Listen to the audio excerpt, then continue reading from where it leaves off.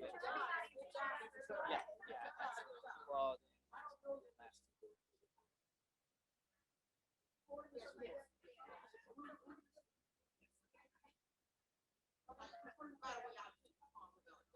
did I. So did I.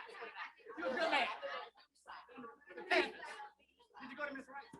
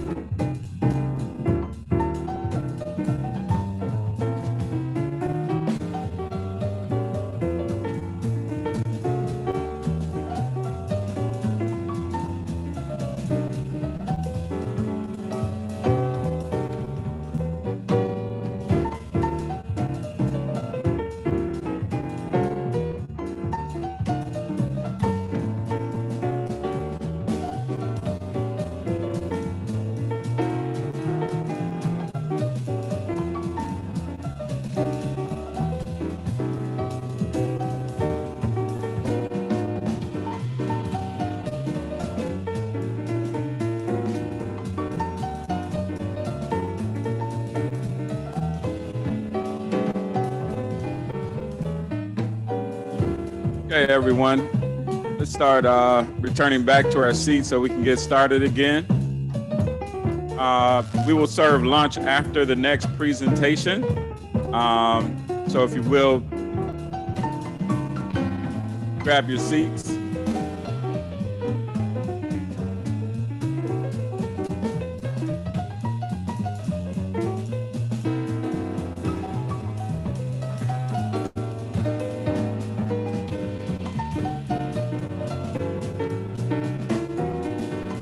All right, so we're going to get started with our fourth presentation from the university area group.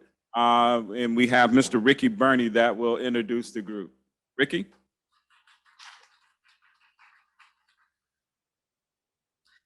Good afternoon. Can I get a better one on that? Good afternoon.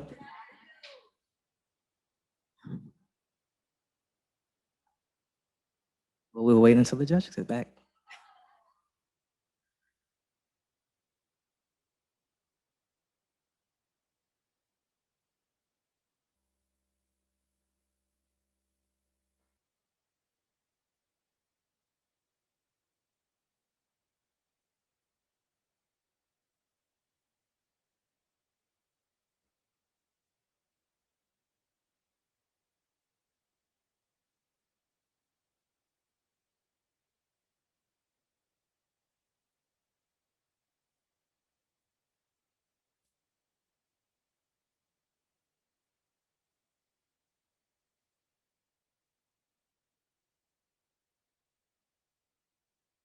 So as we wait for Ms. Osea to join us, Ricky's going to delight us in a show tune from the Rat Pack.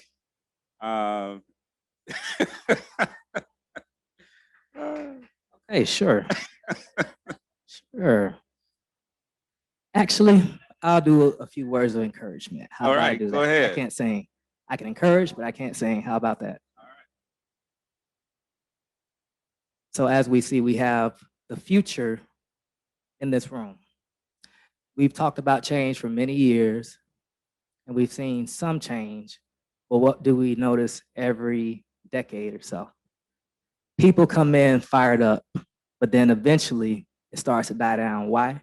Because they don't see those instant results. Change is a process. It's a destination. It's a process. It's a marathon. So understand, even if it's small incremental change, you have the power to influence that. These presentations are more than just a pretty presentation for the judges. This is helping them to expand their mind and open up to new possibilities.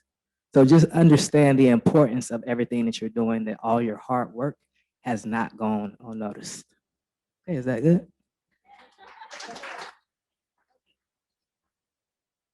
Back to the program.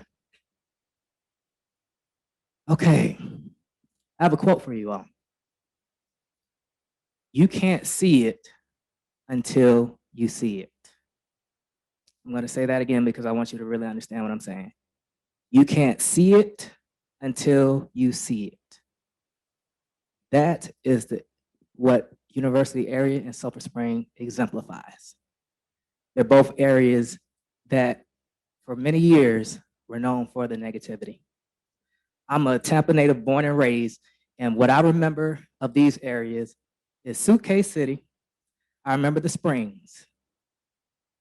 But what people are starting to notice is that these areas are much more. But what it takes to move from the perception of deprivation, it takes a person who has expanded vision.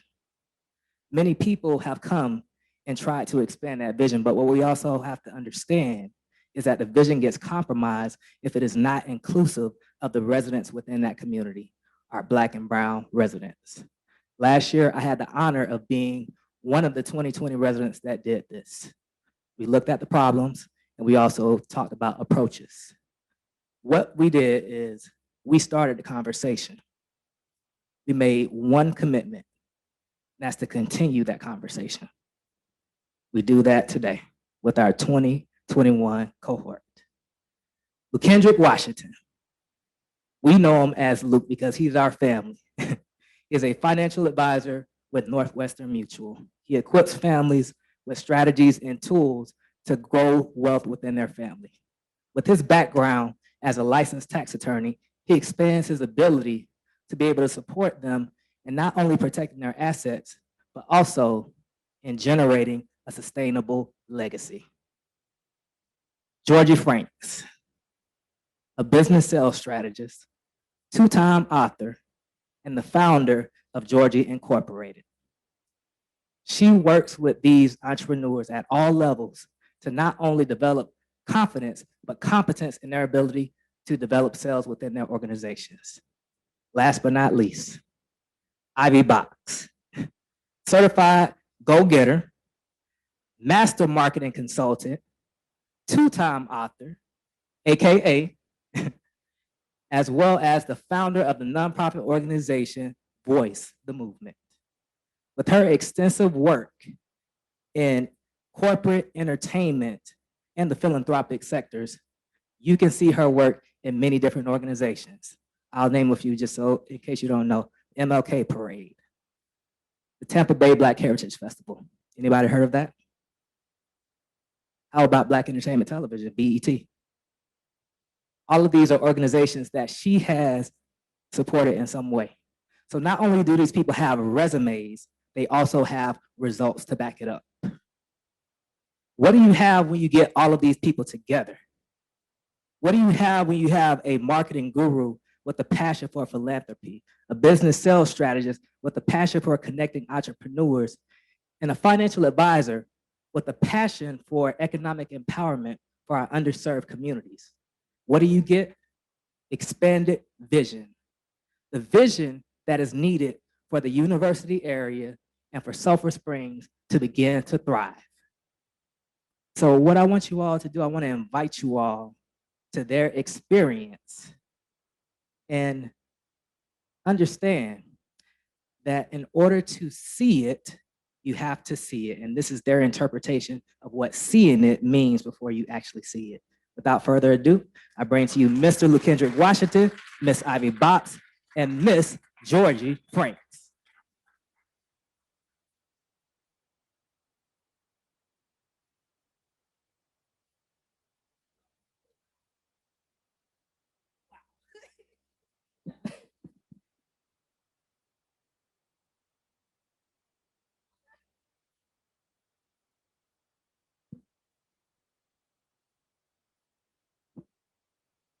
All right, with that type of introduction, I don't know where to begin. Can we give you another round of applause, please? Well, good afternoon, everyone. I said good afternoon, everyone. I know we haven't had lunch yet, but it's almost here.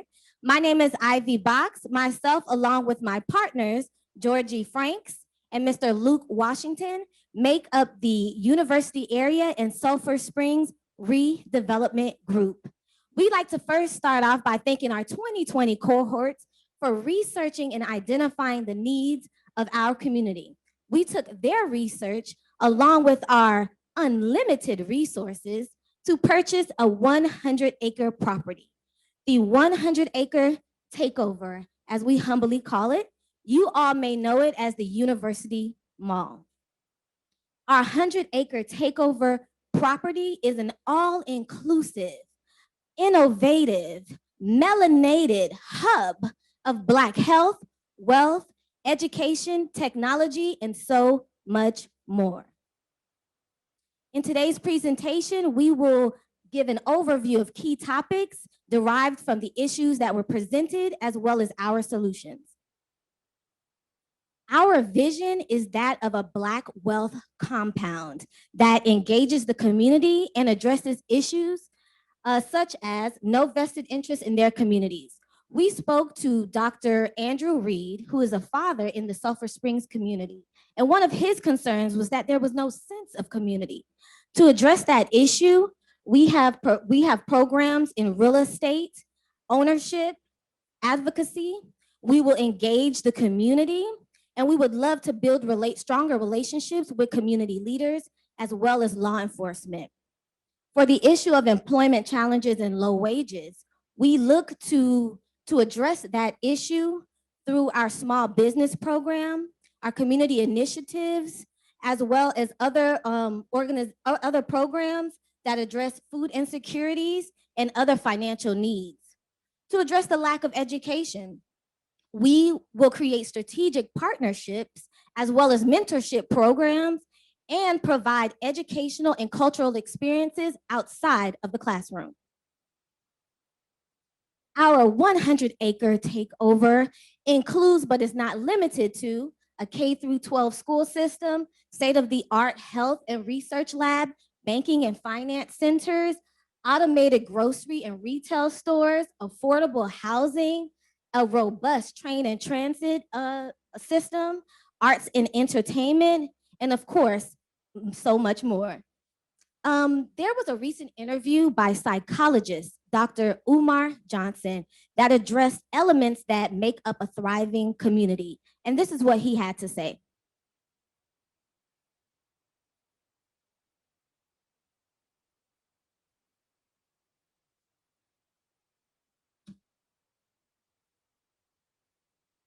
Technical difficulty. Dr. Umar Johnson, ladies and gentlemen.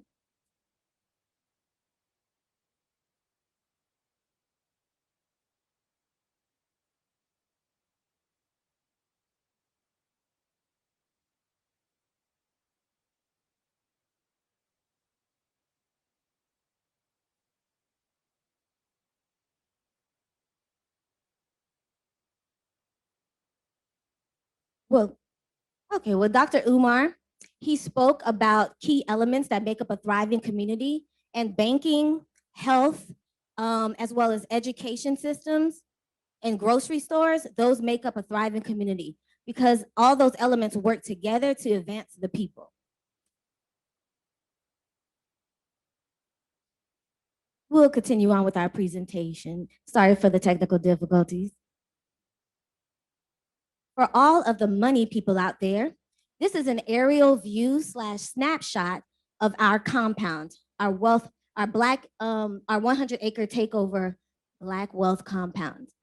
As you can see, we have affordable housing, grocery stores, health and research, senior citizen care center, mall, movie theater, garden, banking, and finance center. You see our arts and entertainment space, our grocery stores, our K through 12 school, our train and transit system. Our estimated budget for this project is $42,250,000. For those that like the rounding out system, it's 43 million, which is a mere sneeze to the $3.5 billion redevelopment plan that they have for Channel Side. So this is really nothing. The university area and Sulphur Springs community makeup is 50% African American. We believe that the equity is not necessarily in the property, but in the people. So we believe that through enterprise, art, finance, health, education, and technology, we will create an intersection of Black excellence that through the people in the community. So the equity, again, is in the people, not the property. So at this time, I would like to introduce my partner, Jorgie Franks, for more insights. Thank you, Ivy. I'm Jorgie Franks, and I just want to say that through this experience with TOBA, it has truly impacted my life because it's allowed me to dream bigger than I've ever been able to dream for my community. So I just wanted to say that because in some of our earlier speeches, I was moved to tears because I was able to see how all of these things can actually happen for us. So I just wanted to share that. So, dream. Enterprise at the Black Wealth Compound, at the 100-acre takeover, really is a place of pride. It's a place where we can dream and we can see ourselves in every aspect. We can see ourselves in banking, which you've already heard a little bit about from the Suncoast group. You can see yourselves in healthcare, as you already heard a little bit about it in the Moffitt group. That having our faces in prevalent places allows us to build trust amongst each other, as well as learn to trust our counterparts a little more. There's a big disparity when you're Black and you don't trust each other and you don't trust the other races around you. And TOBA is that bridge that's bringing that together and putting strong leaders in those high places. And that's what we want to do in enterprise at the 100-acre takeover. We also want to have Black vendors inside of our space.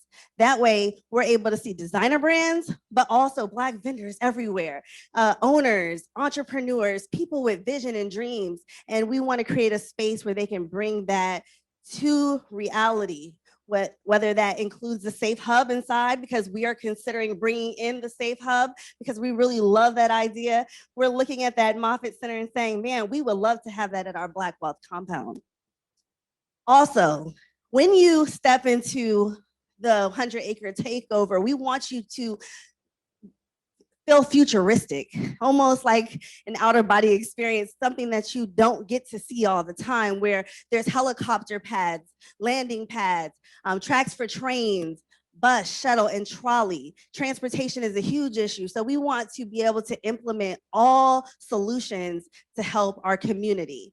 So you will see a lot of technology, and we love the idea you brought forth earlier about bringing in the STEM and the STEAM students so we would love to implement that in our plan as well. We couldn't play the video that we had from, yes, you read it, Sean P. Diddy Combs. He as long as, and including other celebrities, would love to be part of something this big, something this fabulous. And in Harlem, there's a school called Capital Prep, and Capital Prep would like to come to Tampa. And we envision this, okay? So we haven't really actually talked to P. Diddy Combs, but we're able to pull a clip of him announcing 100% acceptance rate into high schools.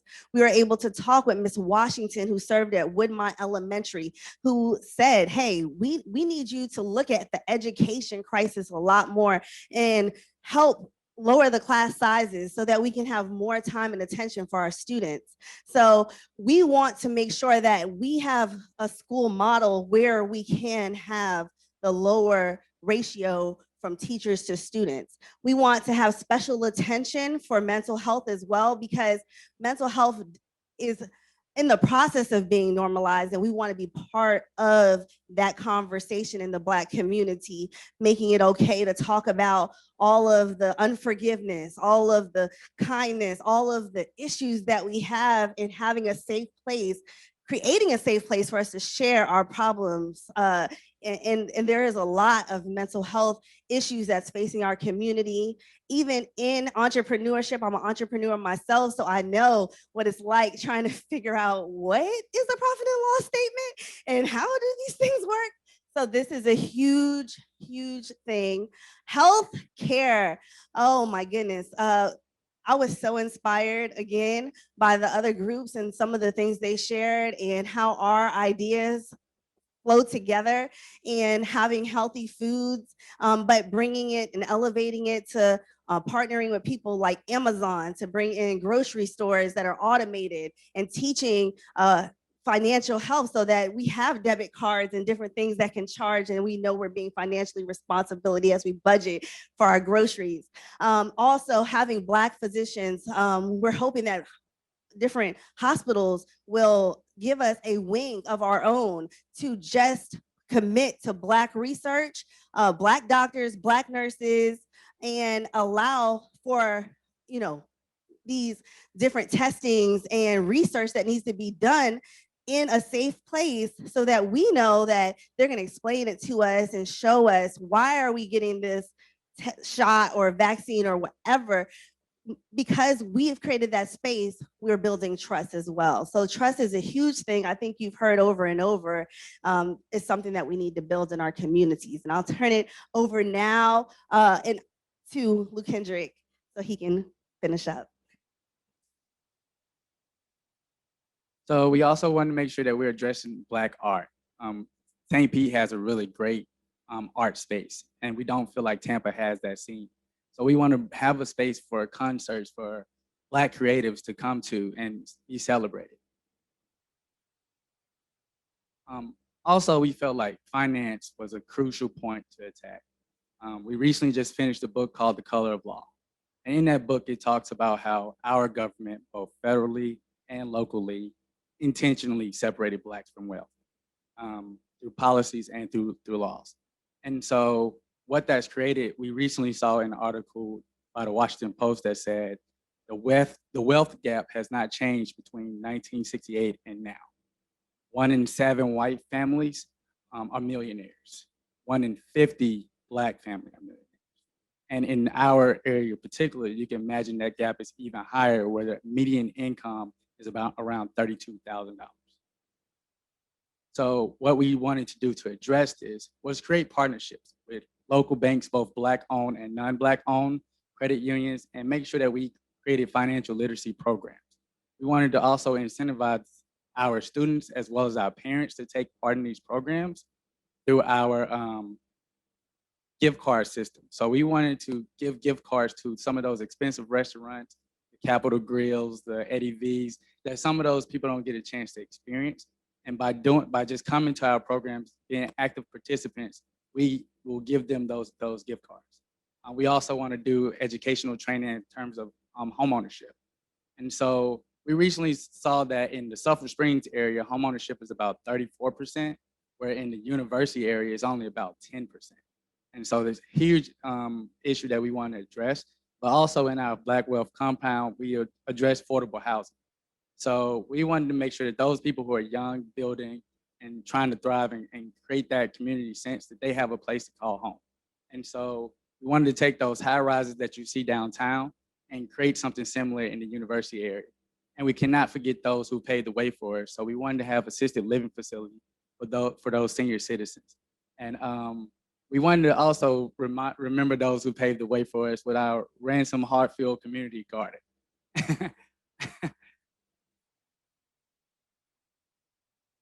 Essentially, this is our outcome. We want Black people to feel empowered, to feel a vested interest in their community, to have adequate and sufficient education, to be more informed about our nutrition, to have affordable housing, to decrease that wealth gap. And also, as this world continues to expand in technology, we need more Blacks in tech. But ultimately, our vision is to have a safe place, a safe haven for Black and brown people. In conclusion, we're trying to address the past, the present, and our future. We want everyone to feel included in this place. We want it to be dedicated space for Black and brown people to be highlighted, but everyone should feel comfortable at the 100-acre takeover.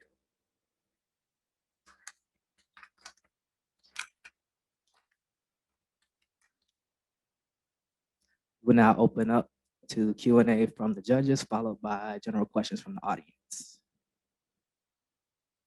Thank you. Great presentation this morning, or I guess it's this afternoon now. Thank you. So the 100-acre takeover is the University Mall project, which the city is already working on that with the innovation. And it's exciting that you're trying to have a similar idea. And if this was utopia, obviously that would be a great way to take an approach to this. Now you had shown a portion of this where transportation was a big piece of it, and a number of these other proposals had highlighted that transportation is a big factor in making these places successful or unsuccessful. How were you planning to, what other modes of transportation? I know you shown a freight train and some other things. I know you were trying to probably meant light rail or a bus system.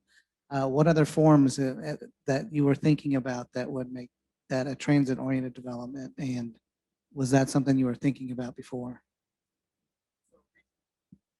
Recently, we had Commissioner Pat Kemp come and speak about passenger transit systems, taking those freight train systems that we currently have and turn them into passenger use. And so we wanted to extend that to the university area, all the way to the University of South Florida, and make sure that when they're passing by the University Mall area, that's a place that people can come to our development, have that foot traffic, and also have that access to that particular place. Does that fully explain your question? What I was hoping to hear is that you would expand on the ability that would bring more capability to all your age groups, all your disparity issues, and how that would be supportive of we don't need to live by the car, but the idea is that how do you convert a car-centric mall into something that's non-car centric? My point being is explain how your proposal would make that a better place, because it's an area that was kind of on the edge, has become suburban, definite suburbia that's becoming urban. And your proposal obviously is a takeover. How do you plan to address that? That's what I was asking. So I was just gonna say that recently I was able to go on a tour with Jeff Vinnick and the SPP group and see how walkability and sustainability is so important into a community. So we would like to have some of that mentorship there from what they're doing there, bringing it to the university area and creating walkability and sustainability, and also having that shuttle that goes into that area. So there is something that's always on the hour moving. So I think we don't have to necessarily recreate the wheel, but look at, all that $3.5 billion of research and seeing how we can also bring that over into our communities. And one of the major components of our entire project is partnerships. Like, we wouldn't be able to reach our budget without the partnership. The University of South Florida already has a shuttle system that goes around that neighborhood. We would work with the University of South Florida to expand that. And Miss Jorgie Franks forgot to mention that our location does have a helipad. So that's another form of transportation. And we'll just utilize what already exists. Again, there's no point of inventing the wheel. So the shuttle system, the transit system, our helipad, taxis, Ubers. That's another form of business that we will introduce in our small business program as well. So we'll have, and foot traffic. So So you hit upon what I was going to say. I love the helipad. Love it. Love the forward Thank you. thinking. But I was going to mention about the partnerships with USF and the shuttles. So thank you for hitting upon that as well. But when you talked about, you hit it real quickly, and that was the arts and cultural piece. I'm not a musician. I'm not. My son is in at Berkeley, and I'm beginning. I have a new appreciation of music. One of the areas that falls under me in the city is arts and community affairs, arts and cultural affairs. I just want to make sure that when we start looking at the arts, that we look at those pockets within the city or the county that it's rich in history, and we bring that to the forefront to a space. We're creating now a Soul Walk, like a Black Heritage Tour for Tampa that falls under me as well. And we're looking at those particular areas, those port areas in Port Tampa that's rich in history. So I just want to say that, we can look at outside of the area, but let's not overlook what we have in Tampa and then celebrating that as well. Absolutely. Thank you so much. And we kind of switched up our slide on that one because we wanted to make sure we had equal talking time in our time frame. But we did discuss prior bringing in the spoken word and bringing in a lot of those artists here locally to bring in the attraction of the celebrity visitors and different huge artists that draw our community in. So we want to definitely bring a light to that, and I would love to learn more about the Soul Walk. And it doesn't hurt that I sit on the board of the Tampa Bay Black Heritage Festival, where we kind of have those programs and we work with other organizations like Downtown Tampa Partnership. And I love the idea of the trail, the Soul Walk is one of the ideas that we did bring up at one point in time. And there's also a Florida Black Trail. So in that magazine, I would look for Tampa and didn't see it. So I know that there's a huge need for that. But cultural arts and entertainment, that falls under the education and cultural experiences outside of the classroom. So we would love to partner with you all to expand that in our 100-acre takeover. Wow, what energy. What energy you're bringing to this whole thing. And I could have started off with Ricky over there. So I don't know where he is now. So there, all right. Our leader. But no, I really love, you certainly show a passion for it. You certainly show a lot of knowledge about this piece to it. And again, a holistic approach to that. There's a lot of elements there. There is every facet of a community in this one as well, on a scale that hasn't been seen around here in ages, right? So and I want to kind of bring that down for a minute and say, this area is right here next to abutting to USF, who is 10 times larger than this 100-acre or more. And how do you bring in that USF experience piece to it and really, they've got Moffitt over there, they've got all these other health pieces, the education piece, a lot of things that could probably help provide a lot of infrastructure. That's the first question. And the second one is, what do you do first? Well, the first thing, I'll address your first question, which was USF. And we did want USF to be a partner, but we didn't want to limit the schools, the banks, the hospitals that were going to be a part. But we believe that USF would partner with us for all athletics and making sure that they are able to offer sports teams and everything for our students that are already enrolled. And we do want to have our own college within HBCU. And I can let my other. And part of that 100 acres is an actual football stadium. Is that what I heard? No, that's part of our partnership. We did discuss that as a group, partnering with USF because it's nearby, that we would talk to members of the Board of Trustees to acquire a college there so that we would have a college where our elementary, our K through 12 we would train them to transition over to our college at the University of South Florida. We also talked about partnering with Moffitt and other surrounding Advent Health and other hospitals and health organizations that's nearby. So that way it would also make sure that our costs stay low if we partner. We don't have to recreate the wheel. What Georgie was mentioning was with the athletics, because we have the school, USF has a baseball field, a soccer field, different basketball courts and stuff like that, that we would partner with USF for all of our athletics. So we would, bring our students from our 100-acre takeover schools over to USF for all the athletic and sporting. So that would save us a lot of money. In terms of what we would do first is we would reinvent the mall.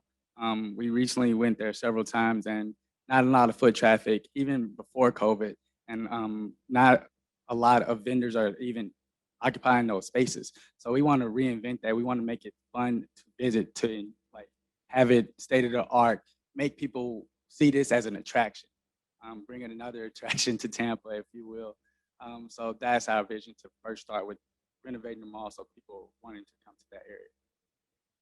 Can I add to that? The first thing is we would make the big ask for the money to acquire the property and then do that. And I just want to say, and Georgie, you said something I wrote down here, is that you want to see faces and prevalent spaces. I thought that was a really cool line. Thank you. Yes, great presentation. I love the ideas. One thing that I was concerned about, or just wanted to understand, is if y'all did a survey or had some understanding of why the community in that area doesn't have a vested interest. Is it just because they lack these resources that are available to them, or is it a motivation, like an internal motivation to actually care? Because you could do all of this work, and then is that really going to actually turn over into them having a vested interest in maintaining and wanting to actually be involved in the community? So yes, I think that has a lot to do with there's no vested interest in the community because there's no real ownership in the community. As Luke mentioned in the presentation, how low the ownership rate is. And usually when somebody owns something, or when they invested financially, socially, or sweat equity into something, then it means more to them. And I think right now residents are just residing. There's no ownership and there's no sense of community. We will be bringing them in, we'll be training them with our programs that we mentioned in the presentation, so that they can build a sense of community, because they will have some sort of ownership or some sort of vested interest through their sweat equity, through their their participation in our social events. They will feel a part of it, so they would take ownership of it. And I think that would help make them more engaged, and through our community engagement programs as well. And just to follow up on that, on the ownership piece of that, is the land around there just about multifamily rentals, apartments, and those types of things, which is why there isn't ownership? Or is there just no smaller homes, or are homes that are held elsewhere, owned elsewhere, and then just rented because of the college atmosphere? Yeah, it's a lot of rentals. It's a lot of low income housing. So a lot of the homes are starting to be sold, and we did see in the statistics that there's gentrification already happening. So how can we create residential places right there on the compound where we can facilitate some home ownership and some vested interest? And again, it has something to do with partnership, not just on the compound. There's affordable housing on compound, but outside of the compound. The university has a large amount of land in the golf course area that they're about to open up. I think the mayor spoke about that in creating opportunity zones. And we will, again, the big ask for additional funding to purchase said property so that we can build more affordable housing, or more homes that don't have current owners, so that our participants can possibly own those homes, and they can keep it long-term and eventually rent those out to increase their revenue and their income. Question. Do you all see more of a transit community in Sulphur Springs and in the university area? Is that what you see more of? And then I'll give you especially in the university community, you see more transit than Sulphur Springs. So we're looking to, change that. And, with our partnerships with maybe USF and some of the Uber driver businesses that we'll be creating, they will go out to that community more often. and then, bring them in. And we will again partner with some of the other organizations here. They may have hubs that we may have 100-acre hubs that we partnered with, and that we'll be able to go to them instead of always bringing them to us as well. I know it's all hypothetical, but have you all talked to the University Community Center and some of your housing providers that are actually located out in your area so that you can actually formulate that affordable housing piece? This is a 2-year project. So what was great about our project is that we had interviews and data from our previous year that we were able to pull from. So we do have interviews, and we do have the help of Ricky Burney, as you saw, and his group from last year. I think Rhiannon was on it, and they were really mentoring us as to the voice of the community. So we appreciate that. We also spoke with the university area CDC steps, as well as safe and sound housing, to get more feedback on how we should roll out these projects. And this will be our last question. I know it's all hypothetical, but just a little background. Sulphur Springs is a transient area because the years, decades ago, duplexes were a big thing. And so that brought a lot of renters. So it has a high transient area. That's my district. So there's a high transient area, just like the university area. Hypothetical, I know. I wish that could be fruition, but you talk to Mark Sharp. Mark Sharp is our county commissioner, and they're working on a whole plan for that area, and especially the mall. If you look at the mall is transitioning because of Mark Sharp and I can't think of the name they're calling it now, Innovation Zone, which they came before council, and I had a bunch of questions for them in reference to that. So, right, and some of it I agree with, some of it I don't, but it's a boom. So just want to let you know, great concept, but they're kind of working with a different kind of vision, though. Yeah, I definitely was familiar with it because of the Uptown Chamber involvement in seeing. But I want to say for sure that when I'm from the suburbs, okay, I was raised in the suburbs, and I'm a leader a lot in the Eastern Hillsborough County. And when TOBA Leadership Institute came before my eyes, and I was able to talk to Mr. Hartfield and Ransom about the vision of this program, and being that I can make a difference in my Black community. I'm thinking, I'm Black, I live in the suburbs, I'm in the Black community. And slowly I understood that no. Week after week, I was given more and more tools to dream bigger, to see bigger and believe bigger. And this one, I was like, but what about if we better go just, and they said, no. Think bigger. Think bigger, Jorgie. We have unlimited resources. So I do want to say that we appreciate our Ricky Burney kind of giving us that mental stretch of what we can actually imagine. And that encouraged me. I just thought I would share that with you guys. Thank you. And this concludes the Q&A.